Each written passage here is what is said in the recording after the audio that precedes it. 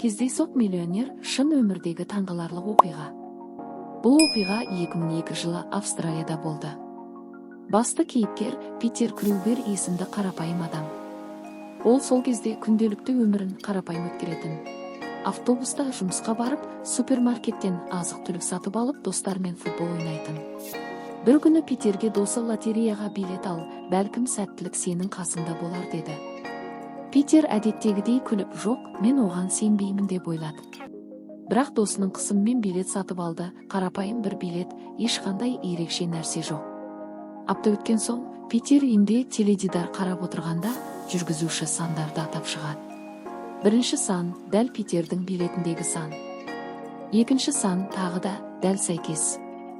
Питер алғашында сенбеді, қайта тексерді, тағы тексерді.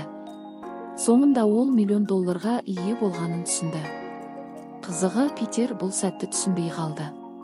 Ол таң қалып, мен тек әзілдеп билет алдым, ештеңе ойламай, ал қазір мен миллионермін деп күліп отырды. Бірақ бұл тек ақша емес еді. Питер өзінің өмірін өзгерте бастады. Ол алдымен қарыздарын жауып, кейін достарына көмектесіп, тіпті кішкентай қайырымдылық қорына демеушілік жасай бастады.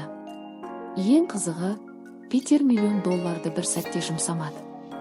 Ол әр ай сайын аз-аздан пайдаланып, достарына қызықты саяхат ұйымдастырды, туған жерін аралап шықты. Теледидарға шыққанда адамдар оған таң қалды.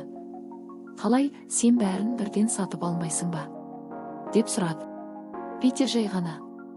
Ақша тек құрал, ол өмірді қызықты ете алады, бірақ достарыңмен бақытты сәттерің ең маңыздысы деп жауап берді. Осы оқиға адамдарға үміт береді. Кейде таңғы қарапайым шешімдер жай бір билет немесе сәттілік өміріңді мүлде өзгертеді. Егер видео қызық болса және тағы осындай видеолар шыққанын қаласаңыз, маған тіркеле кетіңіз. Бұл мен үшін үлкен қолдау.